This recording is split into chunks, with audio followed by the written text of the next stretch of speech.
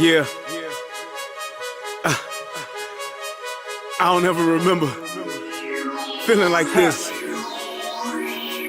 But I'm out here in these YouTube streets. So I want you to get your fingers. I don't know what you're doing. I want you to right get now, your mouse. I want you to check me out. And I want you to check me out. Get ready to do this. It's the relationship rehab. Like, share, and subscribe. We coming at you live. So come on, let's take a ride. Then subscribe to United Guns of America. Just click that link and listen up to what I'm telling you. It's the relationship. Click that link right now. You know what I'm saying? It's your boy Brian Redmond, and I just want y'all to subscribe to my channel. You know what I'm saying? I want you to let me know what you think. I'm gonna talk about some things, you can talk about some things, and we can do our thing. You know what I'm saying? I mean, it's all about having a conversation, right? I mean, if we can't talk to each other, then, I mean, what are we really here for? I want y'all to be able to just come over to my channel, talk to me about what's going on with you, and I can tell you what's going on with me, and we can build some things, you know what I'm saying? That's all about growth, baby. So click that link, go ahead and swipe on your phone, whatever you gotta do. Share my content. It's just get me out here, baby. Cause we just talking, you know what I'm saying? It's like, I like doing what I'm doing because it's about the people. It's about us having a conversation with each other. It's about us discussing whatever needs to be discussed. And on these YouTube streets, this is the best place to do it, baby. Like, share, subscribe. That's right. Click the link. Click the link. Yeah. I just want to say thank you to everybody that's out here that's already subscribed. You know what I'm saying? Cause y'all ain't the first one, and y'all ain't the last one.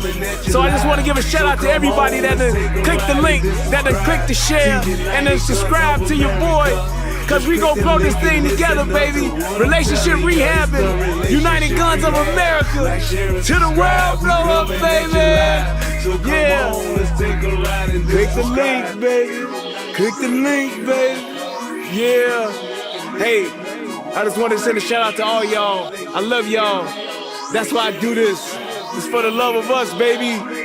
I appreciate all of y'all. Ooh, we gon' do this thing. We gon' do this thing right here, baby. Hey, look, if you had a computer right now, just go ahead and click your link. What else you got to lose, baby? Tell me what you think. Hit the comment section. You can jump on the live panel. We do it all here. That's what it's all about. So come holler at your boy. I've been doing this for years, but I just got onto this YouTube thing. So hey, let's see what it do and where it can go. To United Guns of America. Just click the link and listen up to what I'm telling you, telling you.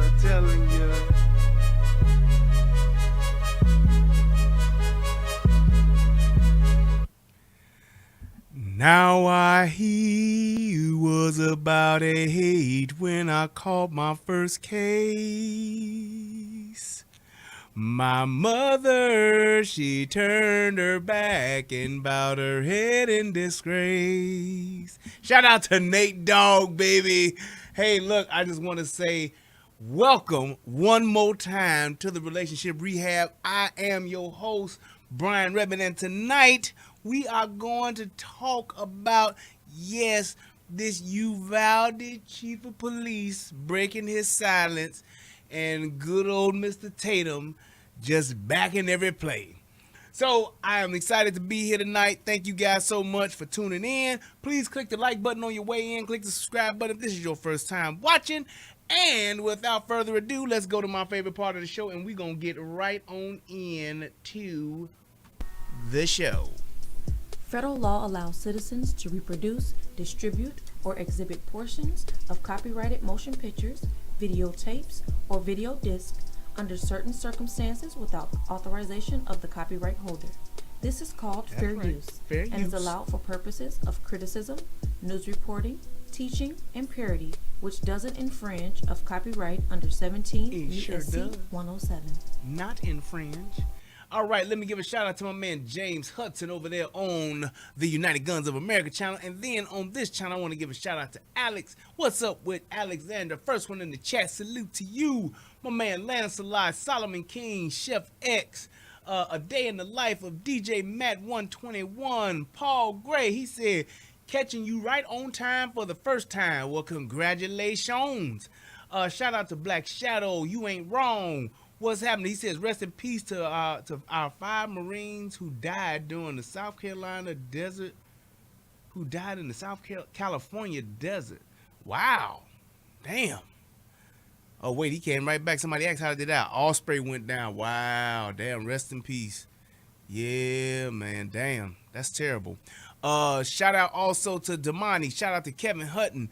Shout out to my man UFO Kamikaze and James Grant and all that remains. What's happening? Man, that's tough, man, to have 5 Marines go down like that. Damn. Yeah, buddy. That's real tough. What's up, Conservinator? What's happening, Poco 29? All right, y'all. I want to go ahead and I want to get right down to it, as Al Green would say. And I am ready to have a funky good time. Yes, I am. One of the things that I saw today, and I'll do this real quick because you got a few minutes. Actually, I said I'm going to get better at this, and I'm going to start using my timers again because I hadn't been. One of the things that I saw today, and it just kind of, it made me chuckle a little bit. So, for those of you who may not know this, Joe Biden's cabinet, like 2/3 of his cabinet, his administration has left. Not his cabinet, but his administration have just left, gone. Yep, gone. Like out of here. Like bye. Yeah. And what's so funny is nobody's saying anything about it. Now I can remember there being a time when there was another president that was in office, and that president had several other people leave his administration, and it was national news for days on end. Yep, days on days, like racks on racks. It was all talked about. It was all, well, what is going on? This is a direct reflection of this administration to have all of these people leaving these positions. This is just a clear indicator that we have just the wrong person in office. I'm just saying, that's what I remember. Please correct me if I'm wrong. But everybody and their mama was talking about Donald Trump and the people that was leaving, coming and going. And this dude here has lost 2/3. Now here's the kicker. The majority, I think they said it was 70% of the people that left. Shh, I'm going to whisper this. Don't y'all tell nobody else. 70% of the people that left Joe Biden's administration, they was black. Black people leaving Joe Biden. Could you fancy that? Yeah. I sound like whispers from Hoodlum. Tell whispers a joke. We the joke whispers? Can't you hear Dutch laughing? That's what they say. I'm just telling you what they said when they said what they said about what they say. That's what they had said, was that 70% of the people, if I'm not, matter of fact, let me not lie and let me just play it myself. Let's do that, because then that way I will be telling the truth, and then somebody won't be able to say that I was lying or I misspoke. Let's do that. The last few weeks, and there are multiple reports that many are heading for the... Hold on. 2/3 of Biden's press shop have left in just the last few weeks, and there are multiple reports that many are heading for the exits because of low morale, long hours, and low pay. Laura Trump is a Fox News contributor and joins us now. Did they say low pay? Why would Joe Biden be paying a bunch of black and diverse, the most diverse administration of all time? Why why would he, of all people, be paying his people low wages? Ain't that something? The most diverse administration of all time. This is what this man said. He ran on this. This was one of his key reasons for getting all y'all niggas to vote for him. That's what he said. That's what he said. That's what he said when he said it. And how would it be that they are the least paid? They underpaid. With more, Laura, good morning. It's great to see you. We had Pastor Mark Little on last hour, and with him we were talking about the fact that there were 21 black staffers who have left the Biden White House so far. He thinks there's a reason for that. Watch this. If you want to know where a man's heart is, you look for his treasure. And his treasure was not in those black staffers. Some said, we didn't feel valued. We didn't feel mentorship or opportunity. And that is a harbinger for what is to come, this exodus. So 21 black staffers have left 2/3 of the White House press shop. What do you make of this exodus? Don't take my word for it, because I could be lying. I'm just a coon and a tap dancer. Buck dancing at its finest. But what they saying? Well, I think even for maybe the swampiest of people who have found themselves in the Biden White House, even they don't want the stain of working for Joe Biden and Kamala Harris on their resume going forward in Washington, D.C. Obviously, it is failure after failure for this president, for this White House, for this administration. And I think at a certain point, it probably becomes very frustrating to work for someone like Joe Biden, who, gosh, how many times do they have to walk back his comments? It seems like every time he's in front of a camera. Somebody said $40,000 a year to work at Candyland. It's gonna always be a Candyland. Having to do extra cleanup for this guy, it's embarrassing. And obviously, when you have low morale, people are not enthusiastic about the person for whom they are working. They don't feel valued, apparently, according to some of these reports. I can see why you'd want to, pick up your stuff and get out of there as soon as possible. But it does look like a bad sign yet again for this White House. I don't think many of us are surprised, though, to see this. Right, and then the January 6th committee kicked off its first televised hearings. I'm just saying. Now, we already know that this was pretty much the same thing, and it was, if not worse, for Kamala Harris. It was the same thing. It was actually worse. They talked about the type of administration that she ran, the type of person that she was, and that people were leaving her left and right. That was like over a year ago.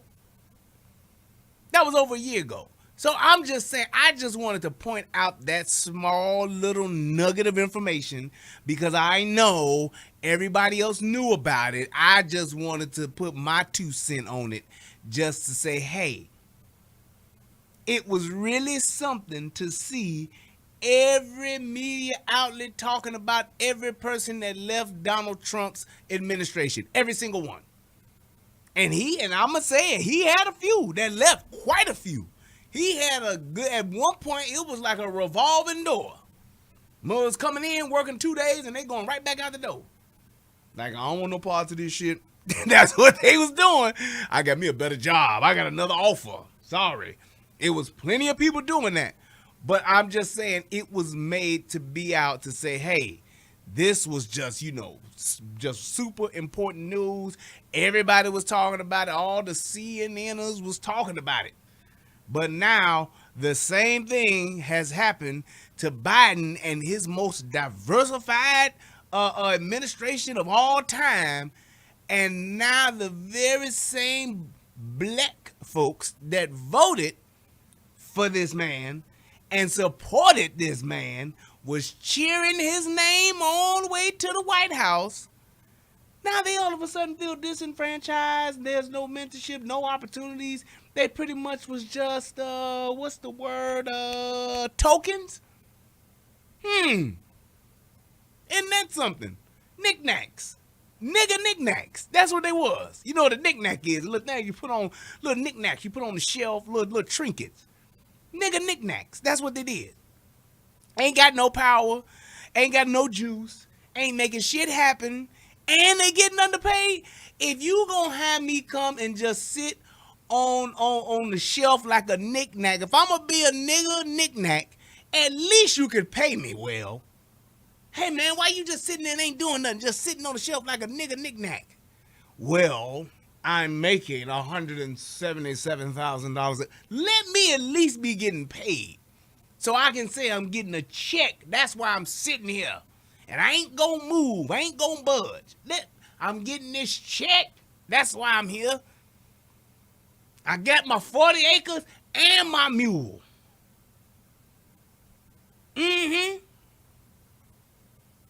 That's exactly what I got.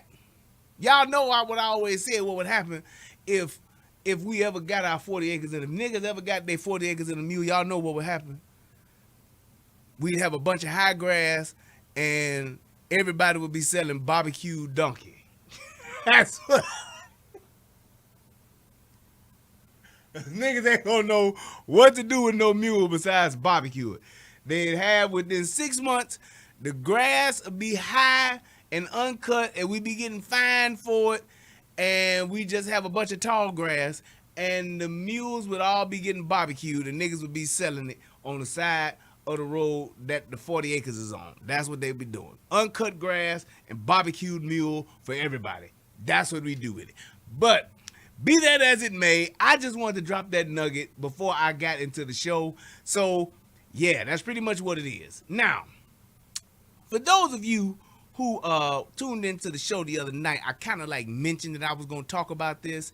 And there's a few people that was saying, oh, he didn't say what you're saying he said. And we going to find out. So for those of you who don't know, Brandon Tatum is a YouTuber, very, very successful YouTuber. He has a huge following and has done a lot of public speaking events and all that kind of well-known brother. For the most part, in my opinion, does a really good job at what he does. You know what I'm saying? But in my opinion, I believe that sometimes, every now and again, I disagree with him. And this is one of those times. And that's why I'm going to talk about it. Because this is, to me, something that is important, especially when we're talking about law enforcement.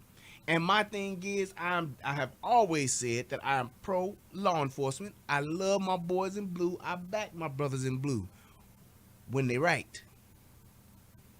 There's always two sides to this. There's their side, there's the other person's side, then there's the truth that's in the middle. I try to stick to the truth. For the most part, most police officers do what it is they're supposed to do. But when you have those instances where they don't, I believe that that is an opportunity for it to be called out and for it to be talked about, because that's the only way that you get better. That's the only way that police officers will get better. That's the only way that people and citizens will treat police officers better and get a better understanding of the law. People get too caught up in what they feel is right and wrong, as opposed to what is actually truth, what is actually law, and figuring out how to adjust themselves accordingly to that. That's exactly what this is. And this is one of those instances where, I mean, man, look, the police officers that I've talked to about this, and just what I've known from my experience being in law enforcement for a couple of years, and just from the experience that I've been taught from my father, like I said, he put in 30 years on the streets of Chicago, baby. So there's a lot of information that I've been exposed to and privy to since I was a kid as to how to be a police officer and what being a police officer is. And then to actually be able and have the opportunity and the honor to put on the uniform and wear that badge and that gun with pride, honor, and respect, absolutely. But there is still a thing to where you have to realize and recognize that even law enforcement, with the sacrifices that they make every single day, putting their lives on the line every single day, they are not above reproach. They just aren't. So with that being said, I want to break down what was being said about this and actually talking about the things that I disagree with what Brandon Tatum actually said. Clayball said, I agree, Brian. I seen it earlier. I was waiting on this. I know you was, because I was waiting to do it. So without further ado, as Big Mama would say, let's do this. Now, Arredondo told the Tribune he made a conscious decision to leave his police radios where he first arrived at the school so he could run into the school without dropping them, so he could have both of his hands free in case he needed to use his pistol, as he thought would be a very likely outcome. All I'm asking, just admit you were wrong. Just admit it. Now, that's one of the things that he's saying is that, hey, people who were saying that he was right in how he talked about this and the things that he said about it. He was saying that he was right and that the people who were talking about the police officers were saying that he's wrong. That people were saying that we were wrong. I even did a video talking about it, and I said that he was wrong in what he was talking about as far as how this goes, because his whole thing was, if you weren't there, you can't say anything. And I understand why he tried to take that position, because he's trying to look out for police officers. And I understand that, but to what degree? Even when they wrong, I don't agree with that. Even when they not follow policy and procedure, I don't agree with that. And that's my problem with this. It's like, you can't make it seem like police are just infallible. And then when the questionable things that do come up, it's always the response of, you weren't there and we don't know for sure because we weren't there. And then you just kind of say, well, you know, I really don't know what the officer may have been thinking. Nope, you got to hold them accountable just like you would hold anybody else accountable. Entire store. Like and subscribe to the channel. Hit the bell so you get notifications anytime I go live and make a video. Make sure you subscribe to my channel, like this video, comment on this video, share this video. Let's get into this. Ladies and gentlemen, and ladies, Chief Arredondo has spoken. It is the Uvalde Consolidated Independent School District Chief that everybody decided to throw under the bus. Now, in the comment section, for everybody that said, Brandon, you a liar, Brandon, you wrong on this, they were cowards, I can't believe you still talking about this, I can't believe you defending these cowards, you should be ashamed of yourself, I'm unfollowing you, just go down in the description section and just write that apology. And here's my thing. I said the same thing. I didn't as far as the coward thing. And it wasn't a thing of me saying that they were cowards because I don't know them. What I was saying is that they were cowards in not following procedure when they know what the procedure is. When the fact that we all as law enforcement who have had this training, and barring the fact that no one had this training, unless none of the 6 or 7 police officers in Uvalde ever had active shooter training, they would get the only ones that would get a pass. Everyone else, the training is the same. The training is the same. So there isn't a, well, you know, you could kind of, nope. It's like that. And here's what's so specific about this particular type of situation. The training is the same for the simple fact and the reasoning of, this has happened before. This ain't no, oh, we ain't never had this happen and we didn't know how to react. No. Active shooters like this situation has happened before, which is why the policies and procedures are the same. And that's why you can go back, and like I've always said, active shooters have been going on for over a century. But the moment of Columbine forever changed active shooter response for law enforcement. And it's done nothing but it's gotten better and better after each one. But Columbine changed the whole deal. And this is why I'm like, nope, y'all full of, nope, y'all full of. This is why I'm like that, because I know what that training is. So let's go. Don't need it. You're doing it for yourself. Now, Arredondo spoke out. Could he be lying? Could he be telling the truth? I believe that everybody's acting in good faith. That right there lets you know he's setting you up for the BS. You know if somebody's lying or they telling the truth as far as following policy and procedure.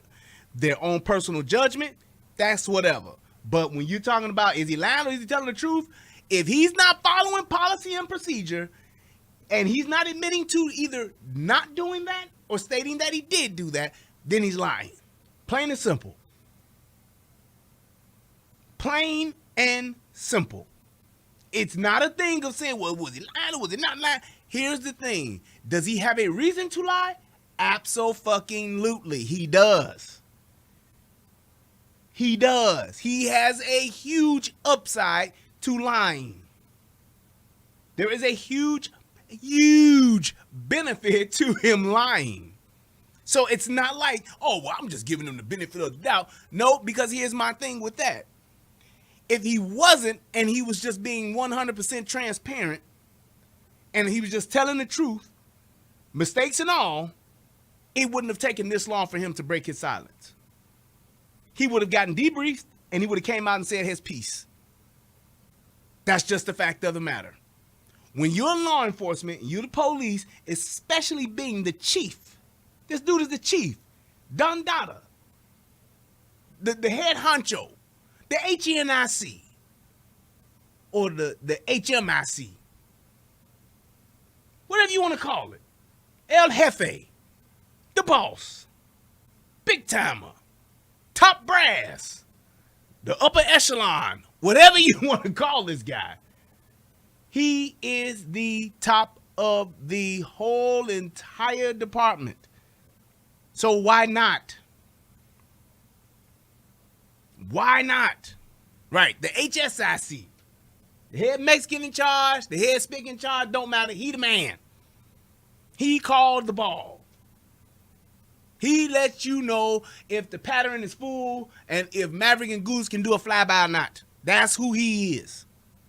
Just saying. And right, and just got elected to city council too. The man is plugged. He's a plug thug. He the connect. He's that guy, period. Unless I have evidence to believe that he is explicitly lying and it contradicts actual facts that I know, I think he's telling the truth. This is the longest article I've ever read in my life, and I'm going to link it to you guys so you can see everything that happened in this scenario. Let's start with the obvious lies, and then we're going to get up to speed on what he said and how that comes together. And it dispels a lot of what a lot of people have said that have not listened to me. I know what I'm talking about. I wouldn't talk about this if I didn't know what I was talking about.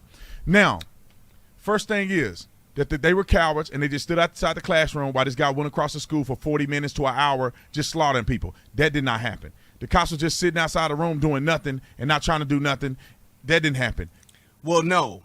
What people are talking about when they're saying this, they're talking about them waiting in the hallway.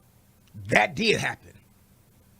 So it's not that when people are saying they did nothing, they are not speaking about the law enforcement that was out and around the building.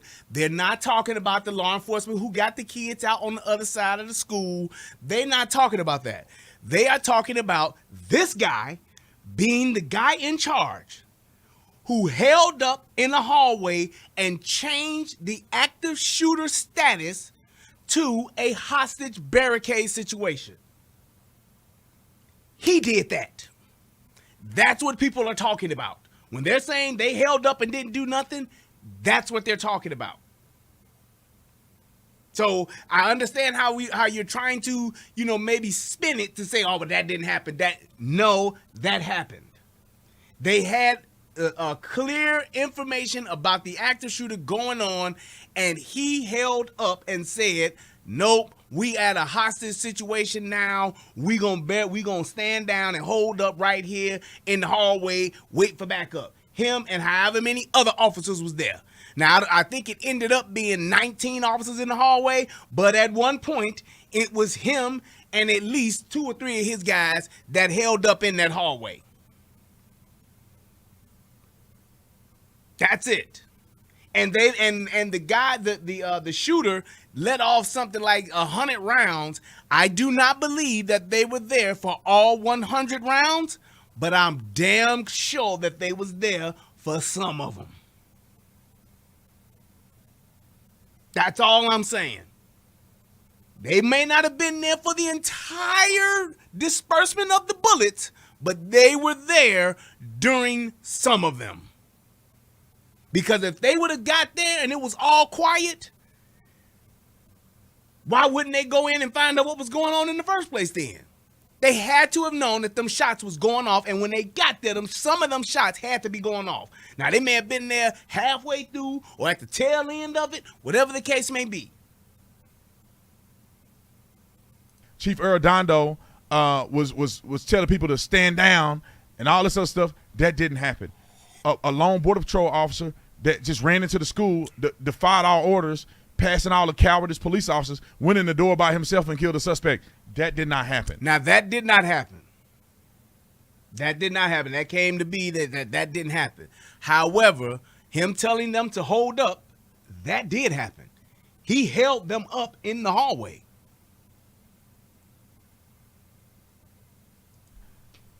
And there's a lot more that people are saying that I would argue did not happen, but we're going to go through some of the new developments so y'all can be up to speed. Now, Chief Arredondo was one of the first to respond to the scene. The suspect came through the south door. Him and some officers came through the north door, and some came through the south once the suspect had entered the room. There was nobody that made contact with the suspect before. He let off over 100 rounds into 2 classrooms before officers were ever able to make true contact with him. There's no such thing as far as true contact. You either made contact or you didn't. With him, Chief Arredondo went straight for the door, threw his radio outside of the room, outside of the school, because he didn't want it to get in his way. He couldn't use it in the hallways anyway because it had been a dead radio. Some radios don't work within the hallways. That's bullshit. I've never heard of some police scanners. Police scanners. Now, if he had some Radio Shack specials, shame on all of them and that damn department. Shame on the city, shame on the town, shame on the county, and shame on the police department if they had some Radio Shack specials. From all of my knowledge and experience, police officers have real radio scanners, whether they analog or whether they digital. The point is, the motherfuckers will work in a school. I've been in a school with a working radio. I've heard plenty of officers and seen plenty of officers in a school with a working radio. Just to come out and say the radio wouldn't work in the school, that's bullshit. Like you said, you weren't there, so you didn't know. My point is this. I don't know of an instance and an officer that would ever, under any circumstances, discard their radio.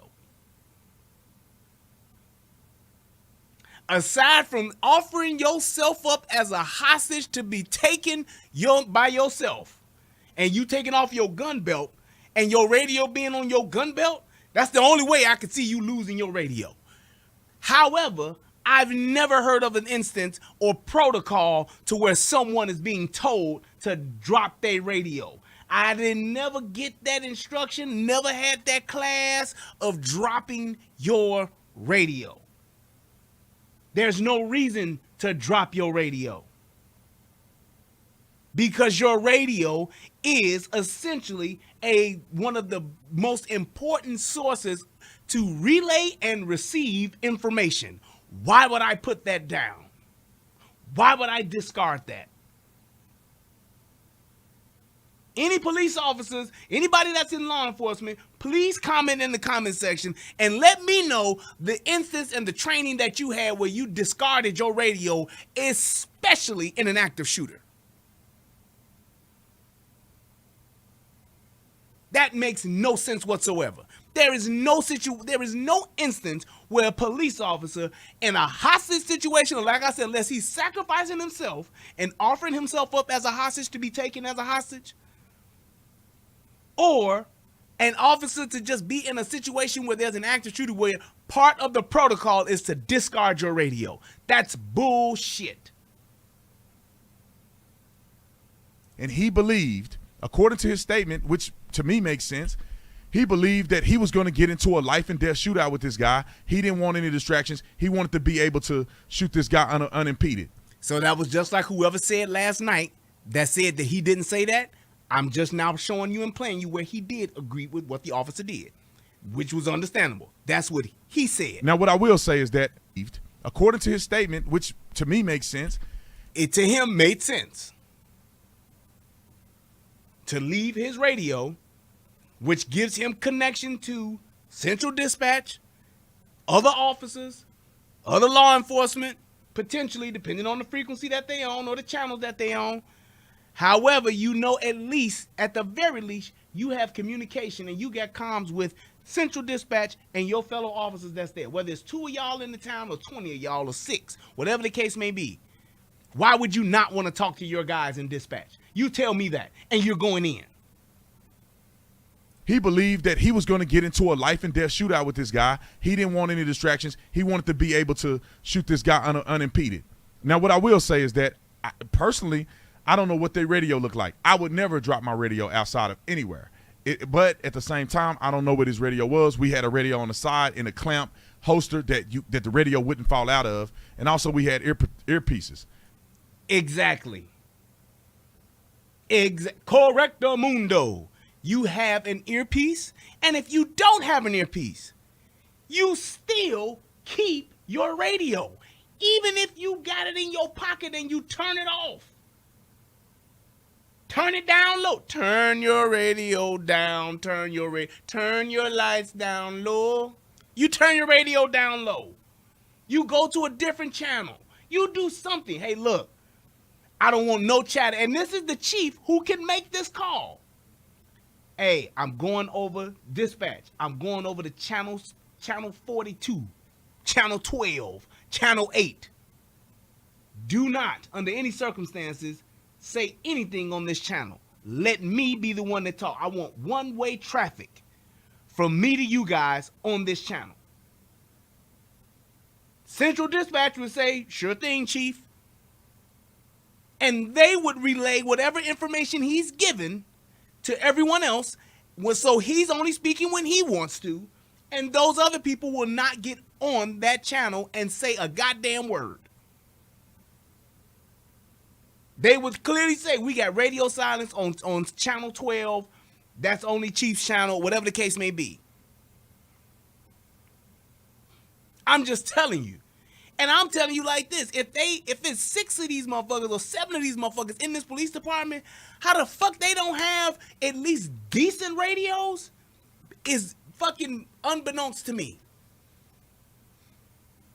Because I'm quite sure that motherfucking old chief here is making 6 figures. I'm sure that's public record at some point to see. I'm quite sure that the chief of police of Uvalde is getting paid. He ain't making no $47,000 a year. So you got money for salary, and you can, like I've said this plenty of times too, if you don't have money, let's say Uvalde is broke, there are so many grants that are available for law enforcement to get things like radios, to get things like equipment, breaching tools, or shields, all that kind of stuff. Plenty of grants available for that. And like I said before in previous shows, aside from what you can get coming from a grant, you can actually get stuff donated to you from other departments and from the military. They do it all the time. I'm just telling you what I know.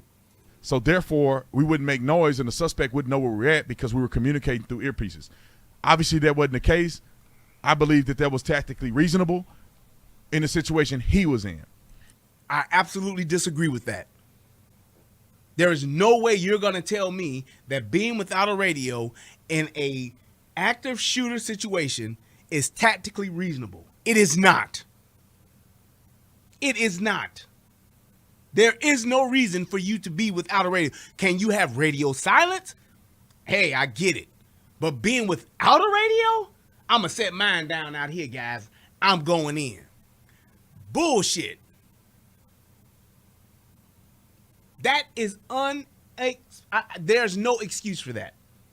This is an active shooter situation. This ain't no movie, and this ain't no goddamn TV show. This ain't TJ Hooker. This is an active shooter situation. And here's my thing. Christian just made a good point. He could use his phone for communication. Here's the problem with that, Christian. This is why officers do have cell phones, and they do use them, but cell phones can become unstable. You can have a situation where the reception is bad, being in the school for a cell phone, reception can be bad. Here's the other thing. A tower can get flooded. That can happen. Happens all the time. A cell phone tower can get flooded depending on what's going on, depending on the amount of traffic going through that tower, and it can slow down data and it can stop calls from going through. That's why you need to keep your goddamn radio. Period. You ain't got to unscribe to him, man. That's a little bit too harsh there, man. Just sorry to disagree with somebody. You ain't got to unsubscribe from the brother. Because like I said, for the most part, he does a lot of good stuff, and he does a lot of stuff that I agree with. But I'm just giving you the example of just saying you can't justify saying, well, I'm going to rely on my cell phone in a situation like that. Because that's the only way that you can communicate. Now, having both makes sense. But to discard your radio, turning your radio down, going to a different channel, totally understandable. Discarding your radio, no way. That's like putting your gun down. Yeah, I'm going to set my gun down out here because I'm going to talk this guy down. What? I'm going to talk him down and then give him to calm down. I'm going to have a conversation with him. Man, please. Now, once he get into the school, he said they were unable to penetrate the door. It is a full steel, fireproof door that's made for people not to get through it. Unfortunately, their department don't have access to the master key. Now, here's the thing with that. I don't know why law enforcement in a small town like that would not have a master key for the school. I ain't here to dispute that. That's whatever. I get it. School don't trust the police, whatever. They just didn't think about it. That's fine. I'm going to give you that. You can't think of every goddamn thing. Here's my point, though. If I don't have the master key, when I ask for keys, I'm going to ask for the master key. I don't need you to give me the key to room 206. Yeah, can somebody please give me the key to room 101? Yeah, I need the key to room 103 and 107. No, I need a master key. That's what the principal has. That's what the janitor has. That's what the engineer has. That's what all of the custodial staff have. They have master keys. Why would somebody go, or why would I ask for a key on a keychain with 45 motherfucking keys on it? Walking around like a janitor or an old ass player that got a van outside to go to the lounge on the weekends. Keep a cooler in his van. Got a conversion van. An Ecoline with the 2 tanks, baby. I got 2 gas tanks on here, baby. I think that was my man Day. What's Day name? I forgot his name, but Day was like, yeah, go and get you a pop out the cooler in the back of the van. Why would I walk around with a bunch of keys? I'm asking for a key in the school, I want the master key. I'm asking for a key in a building, I want the master key. That's exactly what they're for. Mike Epps, thank you, Crestline. That's exactly what they are for. Master keys are for people to open up any door they want in a building, especially for an emergency situation like this. What's the master key? Here's the key, Sarge. Here's the key, Captain. Here's the keys, Chief. I need the master key. Don't send me no big ass ring of keys. Send me the master key. If you on the radio, somebody can tell you which key is the master key. Maybe the town was small enough to where it says master on the master key. Because my thing is this. If they giving him keys, why wouldn't the master key be one of them keys? Now, should they have identified it? I guess, but I'm just saying. School resource officer wasn't there. So I don't know if the school resource officer had the master key, but I know who do carry master keys, who was out there. The principal, the engineer, the janitor, them motherfuckers got master keys. Cleaning crew, whatever you want to call it, they have master keys. Just saying. the school only have access to the master key, and the officers, including Arredondo, has to ask a staff member to get them the key. While they were unable. You see how he was even about to say master key, but he changed? Listen. Fortunately, their department don't have access to the master key. The school only have access to the master key, and the officers, including Arredondo, has to ask a staff member to get them the key. The key. No, you're right. The master key. I need the master key. I don't have time to flip through to find out which key this is. I need the master key. Why would I give this person any other key but the master key? I'm willing to bet that whoever gave up them keys, that there was a master key on it. I'm just saying. While they were unable to get in, while the guy was shooting at them, they were able, the officers in Arredondo. Did you hear that? He just said while the guy was shooting at them. That would mean they have made contact. That would mean then that they were there for the shots. At least some of them, like I said. I'm just going off of what he just said out of his own mouth. Damn what I've been saying. Let's just go off of what he said. Wouldn't that mean that they were there while the shooting was actively going on? They may not have been there for every single shot that was fired, but they were damn sure there long enough and soon enough to where it was an active shooter situation. Because even once the shooting stops, you're still in an active shooter situation. Plain and simple. Not to mention the kids and the people and the teachers and the adults that were calling and talking to dispatch. And had he had his fucking radio, he would have fucking known that. But he didn't.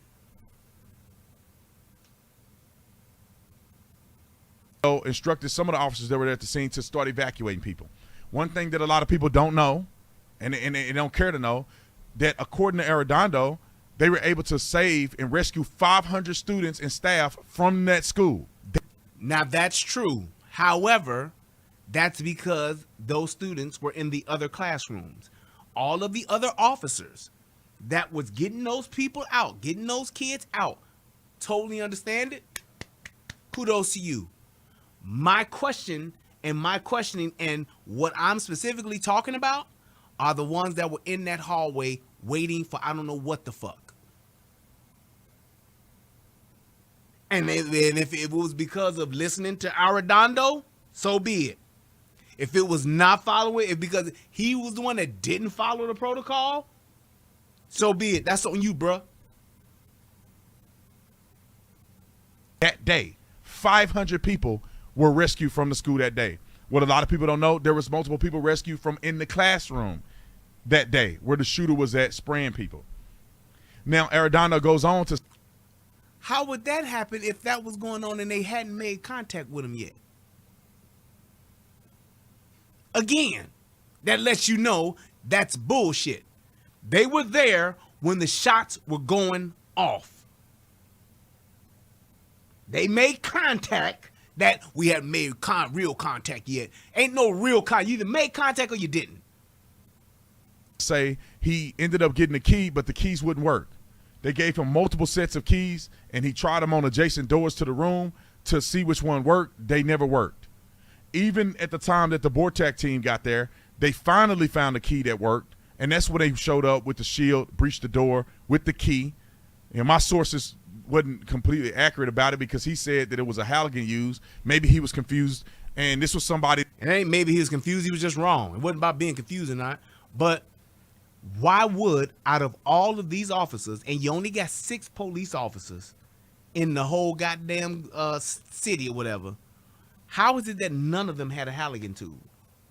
Crowbar. Basically what a Halligan tool is, for y'all that don't know, it's basically like, if you ever seen like the firefighters, and they got that long handle, that long bar, and at the end it looks like, one end looks like it got like a little curve hook like that at the back of a hammer on it, And then the other piece, it got like a little L where it's like a piece that way that you can use to pry stuff, and there's a piece going straight down that you can use to like get stuff out the way to break through like drywall and all that kind of stuff, and it's a handle on the end.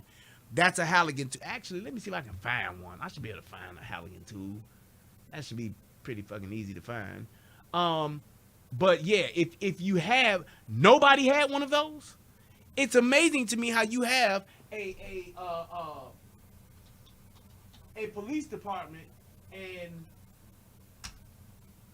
nobody has a Halligan tool. Nobody at the fire department has a Halligan tool. Nobody got one of these goddamn things for 40 minutes?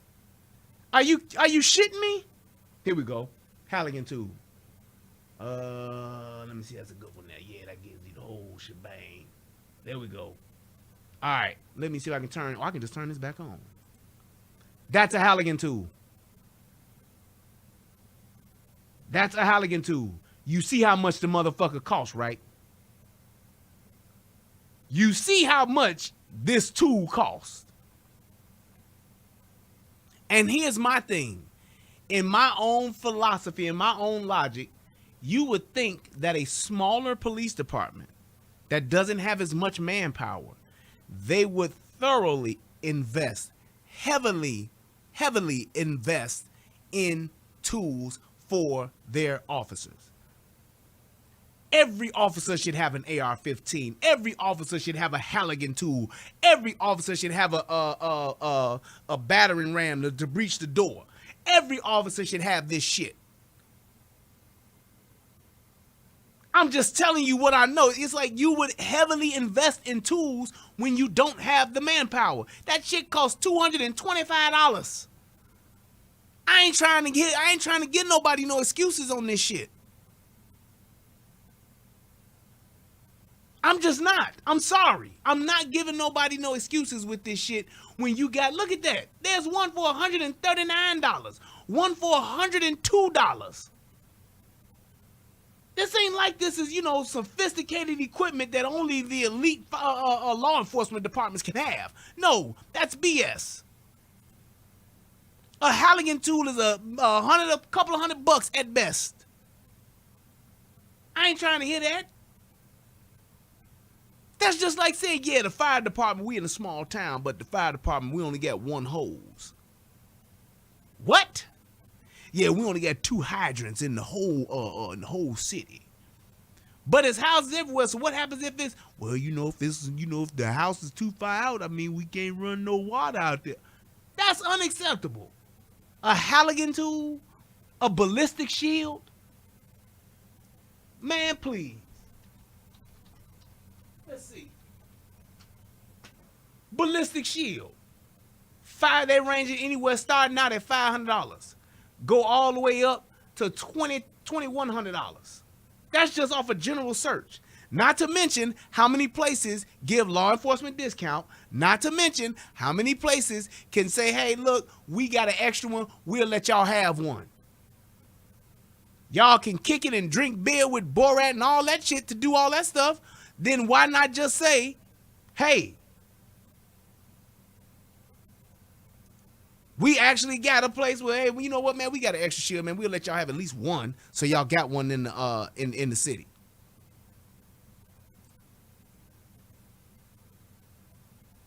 Y'all got one in the city at least. So at least one of the 6 motherfuckers got one. Keep it in this car. If y'all sharing a car, keep it in this car. Man, that's bullshit that these dudes ain't got none of this stuff. Man, come on. That was intimately involved. Maybe he was confused because they brought the Halligan up, and maybe he didn't see exactly whether they used the key or they used the Halligan at the door. So I'll correct that on behalf of what I was told by somebody that was intimately involved in this situation. And so they use the key, they go in, and they kill the guy. Now, according to Chief Arredondo, he never gave anybody instructions because he didn't have a radio, which makes sense. That made sense. How? If we all in the hallway together, what, I can't talk neither? I can't say?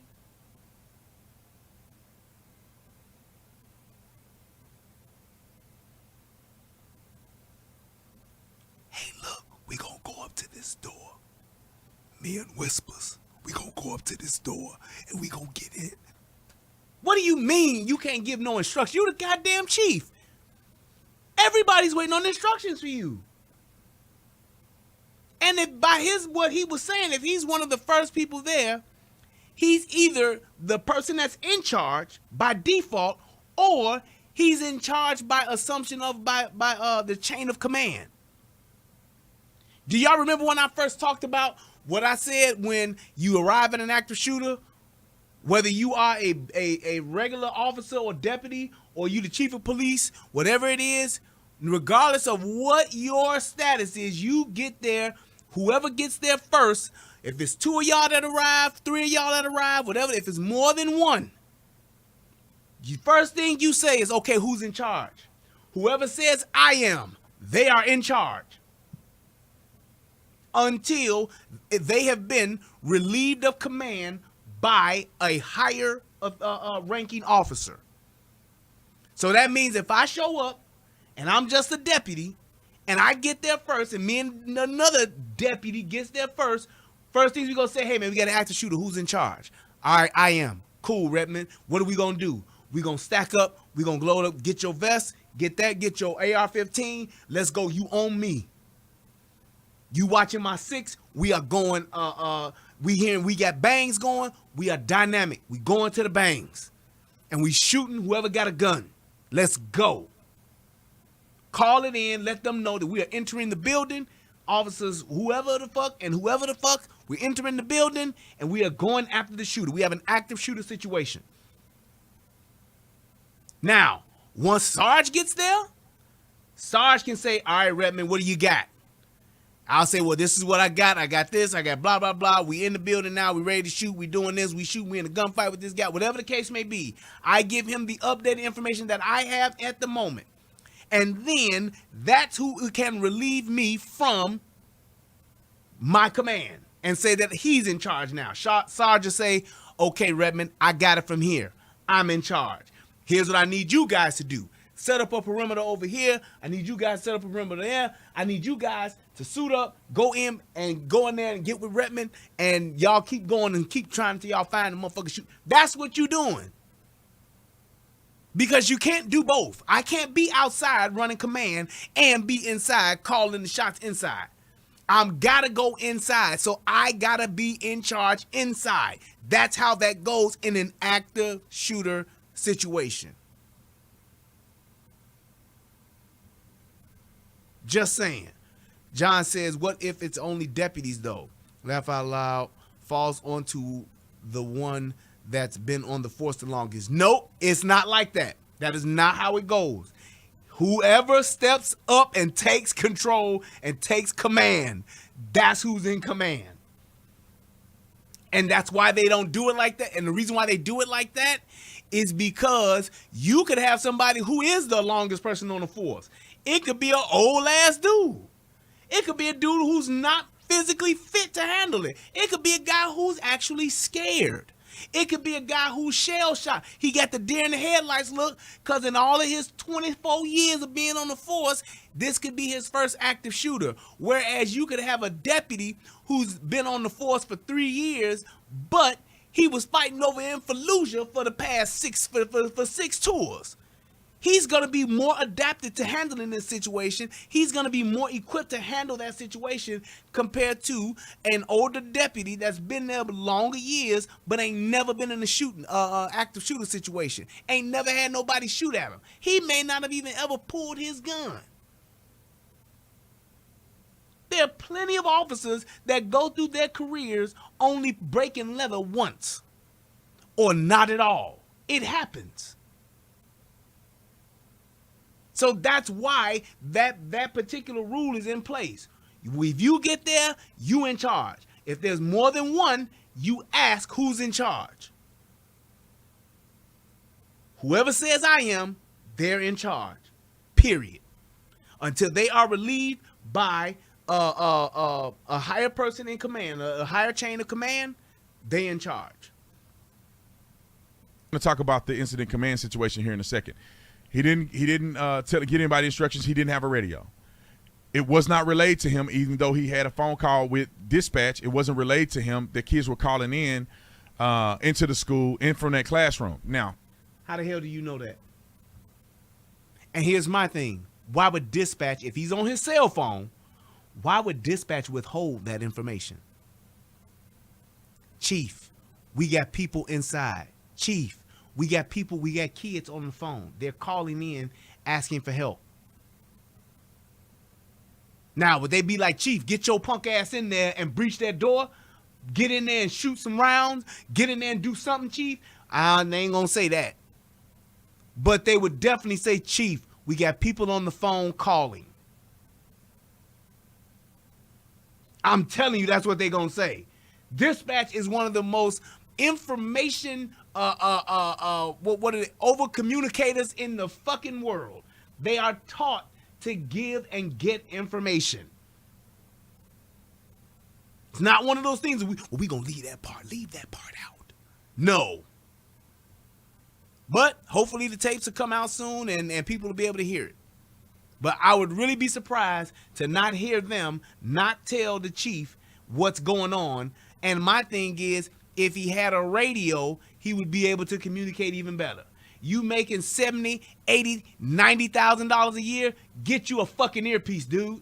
You can buy a real earpiece off the internet for like $70, a great one. I'm talking one that got the Teflon cord and all that shit so it won't unravel and fuck up. If the department can't issue you one, you go buy that. And plenty of police officers will tell you, you have so many officers that buy their own gear. Yeah, the department issued me this, but I like Safari Land's gear, so I'm going to get that. Yeah, they issued me this generic brand, but I like Gauls. Yeah, they issued me this, but I like Black Hawk. Duh, it happens all the time. And if y'all don't have earpieces, paying $100 for an earpiece for your job that you do every day, I believe that's a hell of an investment that you need to make, period. Teachers do it all the time. Shout out to the teachers out there in the schools. Teachers only making $46,000 a year, but yet and still they find a way to go spend at least $1,500 in a school store, buying the shit that they need that the schools ain't giving them and the schools can't afford because they spending so much goddamn money on salary, which is a whole nother conversation.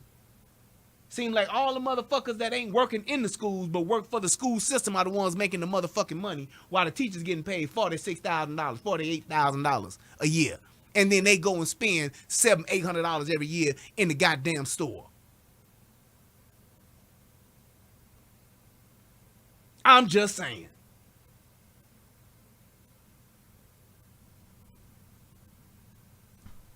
Seems highly unlikely to me that the dispatcher wouldn't tell him and that he wasn't aware. Thank you. But that's what he said. We shall find out in the investigation. The other aspect, and shout out to Brandon for sharing that, because that's the truth. Seems very unlikely that they wouldn't say nothing. Bullshit, Mr. Handman. The incident command. He's been criticized because people presumed that he had incident command. Let me explain incident command structure real quick. According to NIMS, that you are supposed to, when the first person on the scene, or it wouldn't be the first person on the scene. Normally, the first supervisor or commander on the scene. Let me rephrase it like this. Yes. If you show up to the scene and there's multiple. Hold on. While he trying to rephrase it, let me go ahead and explain it. NIMS is, for those of you who don't know, is the National Incident Management System. This is by a part of FEMA, emergency response, and all that kind of stuff. But when they're talking about incident command, if it's an active shooter situation, what I said in the beginning is correct. Whoever is first on the scene, first group of people that's on the scene, that person acts who's in charge, that's who's in command. That's it. Now, in other scenarios, in other situations, yes, there may be a hierarchy involved. Hey, who's the commanding officer? We got a robbery going on, and they're robbing the bank right now. Okay, any gunshots? No, we ain't heard no gunshots. They got a list of demands. They want some pizza, and they want a helicopter. All right, well, fine. Let's set up some command here. Let's go ahead. Yes, you would do that. Active shooter in a school? Nope. Nope. All this other shit he about to try to say is not true in this type of situation. People there, somebody has to take incident command. If you show up to a scene and you're the only one there, you are presumed incident command until you leverage it to somebody else. So why would the chief not have incident command at that point? That's bullshit.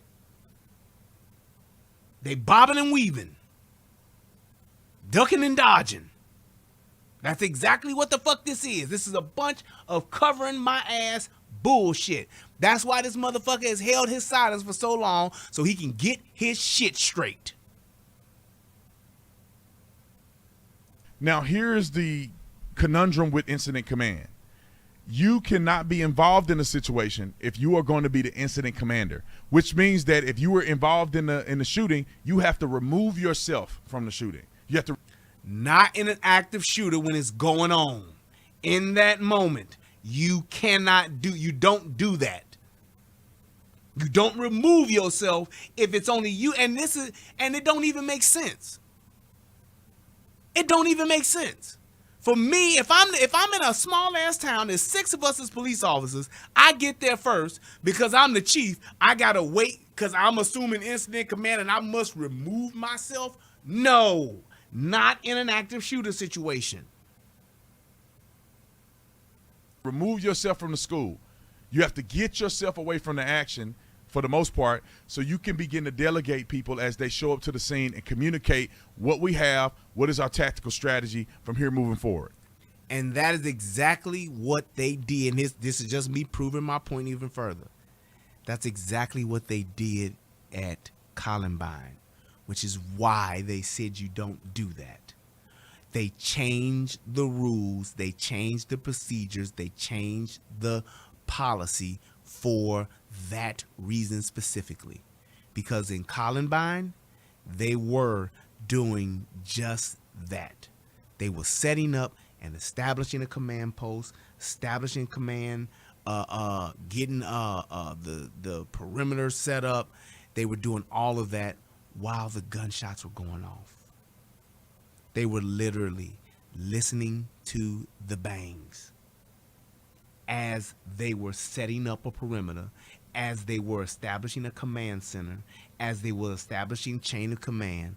They were listening to the gunshots go off, which is why this was changed after Columbine.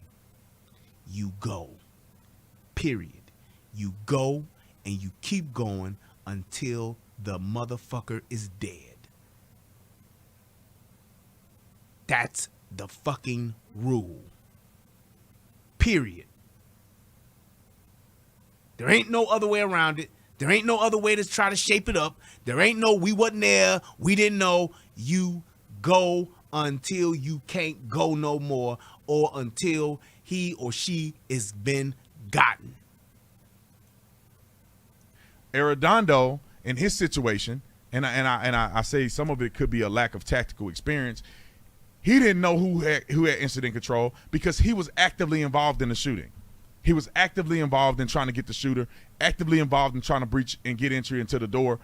Naysayers will say he should have backed out of the situation. But, man, when it's your school and it's your people and you assuming that all of these major, large agencies come into your little town and when you only manage 6 people on the police department, that somebody will take incident command knowing that there's no control at the scene. In a perfect world, Arredondo should have backed away even though he was intimately involved in the shooting and intimately involved in trying to get keys and work the door as the chief of 6 people, which I think. Exactly, which is, again, no, no, no. No, no, no. You don't say, I'm not going to go or I got to bag away because I got to stop I got to stop going to get this active shooter so that I could assume incident command. Does that make any kind of sense at all? That's why I'm telling you, he's, for whatever reason, he's trying, and I get the fact that you want to support your law enforcement. I do too. But I'm not going to just let them just do some shit and just let them be in a situation where these motherfuckers is just doing whatever and they doing some shit that's wrong. And you know good and goddamn well that they wrong. That's all I'm saying. He was wrong. He is supposed to be in the fight. He's supposed to go and get that motherfucker, period. That's it. That's it, and that's all. You sitting here talking about, well, you got to assume command. That is not the case in an active shooter situation. It's just not. Try to paint it any other way you want to. That's not how this goes. They never, in all of the active shooter training that I've had, the refresher course that we have, they never said, okay, once you have achieved incident command, you stop going after the active shooter and you back away, and then you go out here and you go and try to. No, that is not what we were taught. Plain and simple. That it's a very fair accusation to say that he was incompetent in that moment, but for him to back away in a perfect world to orchestrate and say, hey, we don't have keys. We need keys from this person. Somebody get a key. The windows, the door is impenetrable. We need entry tools. These are the tools we need. Here's a strategy that we're going to use to get in the classroom. He's isolated. We got teachers being evacuated here. Here's the, all of this could have happened and should have happened in a perfect world. I don't really blame Arredondo for his peculiar position. So there was no mention of somebody to stand down. Vortex showed up. They were able to get a key. They breached the door and they killed a suspect. So I guess some additional new things that you learn is that Arredondo went to the school. He went to Robb Elementary.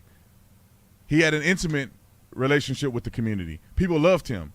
He was voted city council member unanimously. I would say unanimously by 70% of the vote. And let me say this.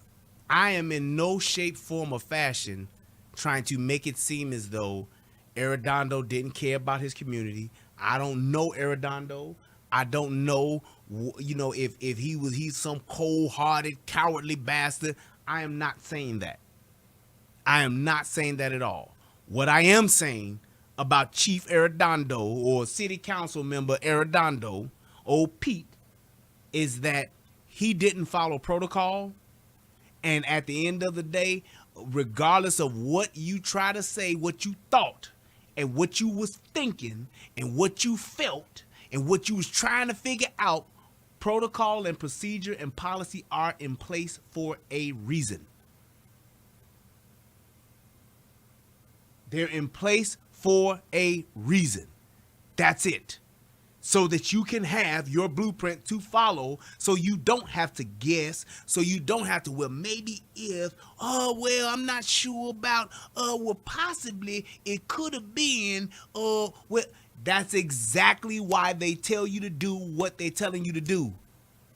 Because we don't want you second guessing yourself. We don't want you coming up with your own plan. We don't want you thinking and feeling what's going on, because it could be your loved ones in there. It could be your uncles, your cousin, or your nephew, or your niece, or your whoever. It could be somebody in there. Stick to and follow your training. That's why they give it to you. They give you this training for a reason, because they want it to become muscle memory to the point to where when something does happen, you will follow and rely on your training and it will kick in. But if you don't take it serious, and if you think that your authority allows you to supersede policy and procedure, this is what happens.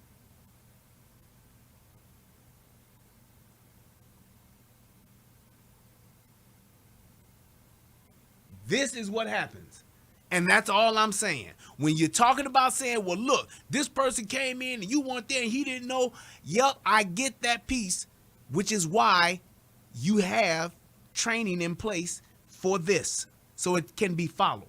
It's not here just for shits and giggles. It's not here for you to just say, oh, well, you know, I don't want to do that part. I don't like that. I'm going to do. No, it's here for a reason, because somewhere along the way, somebody has lost their life because this particular policy or procedure was not followed, which is why we're training for you to actually do this way.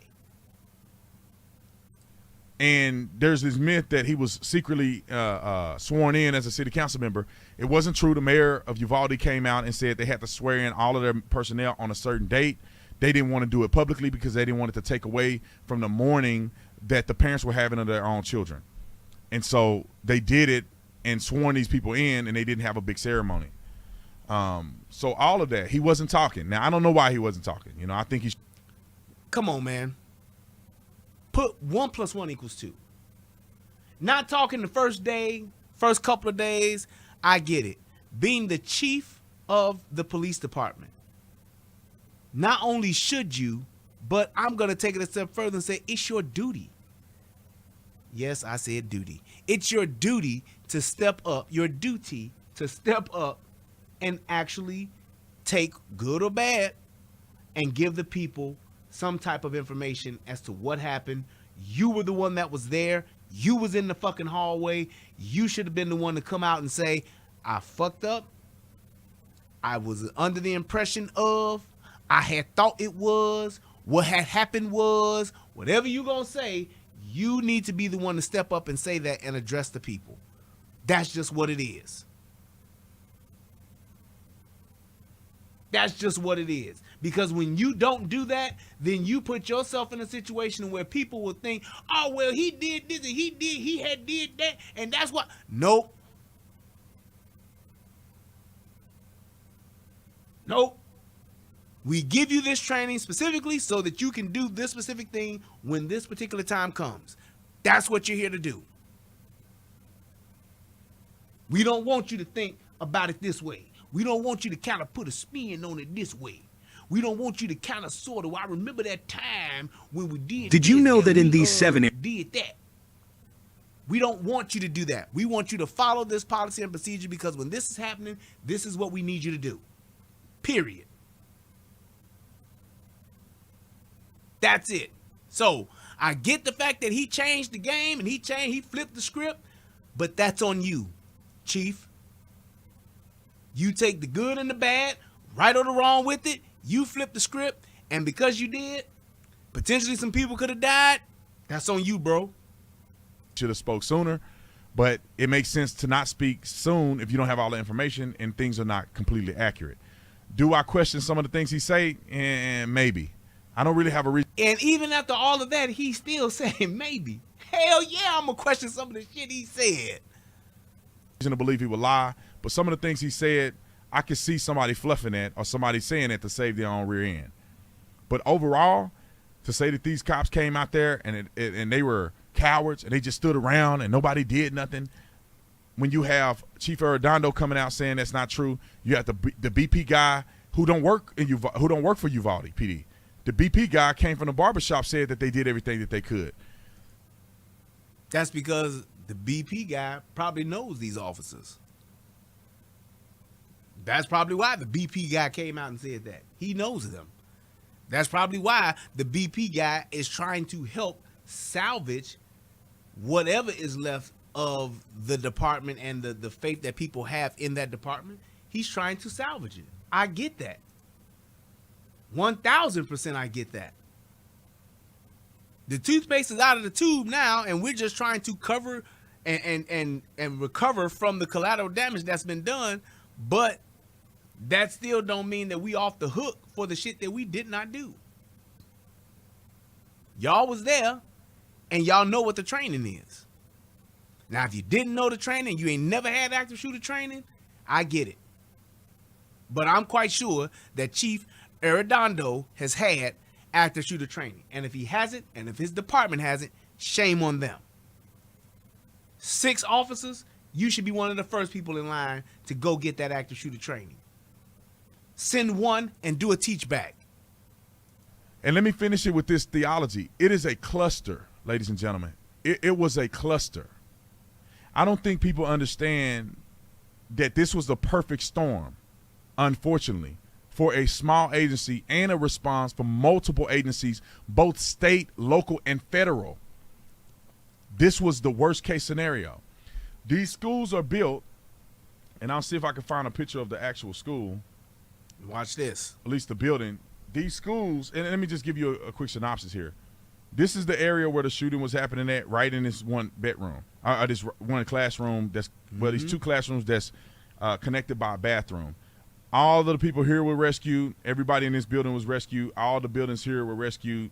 And this is where some of the parents picked their. And when you're talking about the people that they rescued, I wonder how they were able to do that. They probably had some type of training.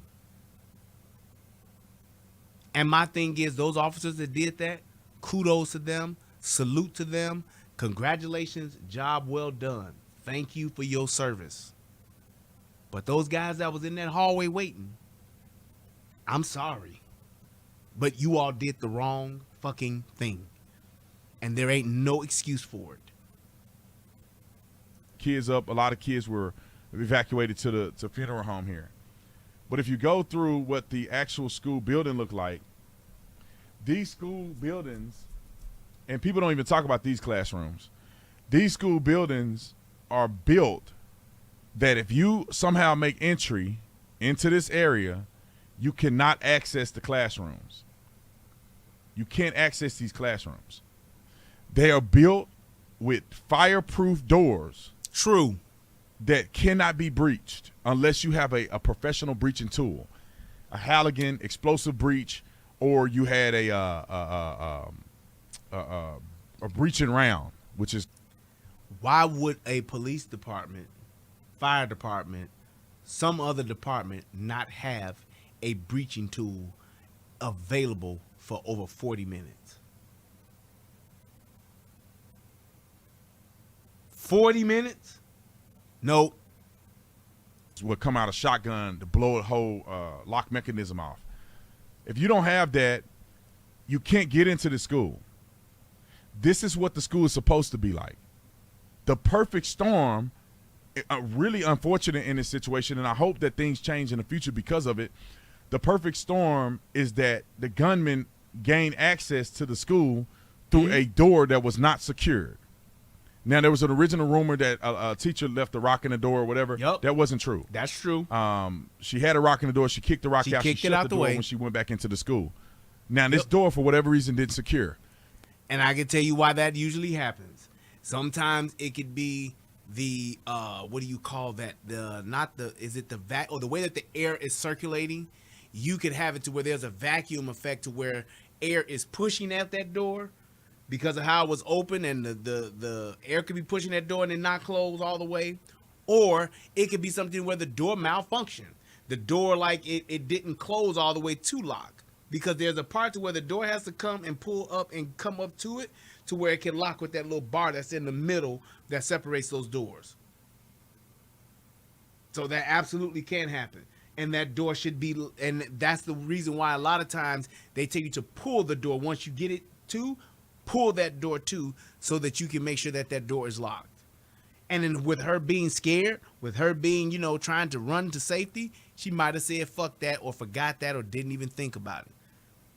Point is, that's the reason why you don't go out of those doors. Here's the other part to that.